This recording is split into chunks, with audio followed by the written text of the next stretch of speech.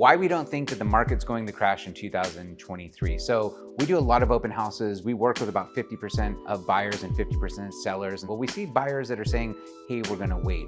One of our biggest pushbacks is, what are we gonna wait for? Well, a lot of people think that 2008 is going to happen again. And so whatever you believe is probably what you believe, but I'll just stick to the facts here. So we actually have a reduced amount of inventory. We got about 2,000 properties, and usually we'll have about 5,800 homes for sale in all of Orange County.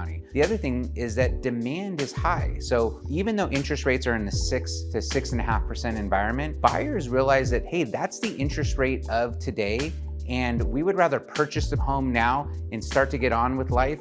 And then when the opportunity comes, go ahead and refinance out of that. But buyers see the same thing that buyers have seen for years, is that purchasing and owning a home is like having a slow savings account.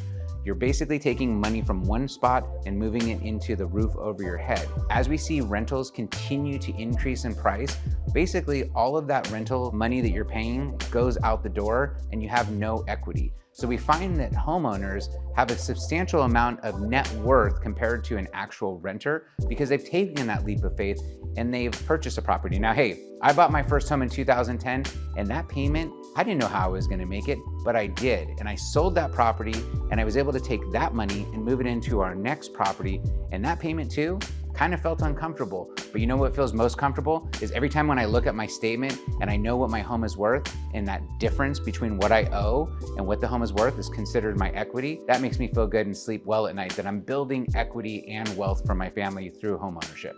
So if you're thinking about purchasing a home, or you're just not sure what the next steps are, give us a DM and we'd love to reach out. No strings attached, just kind of walk you through what the process is. We find that a lot of our buyers that start looking at properties are anywhere between 6 to 18 months out, so it's never too soon to speak to an expert.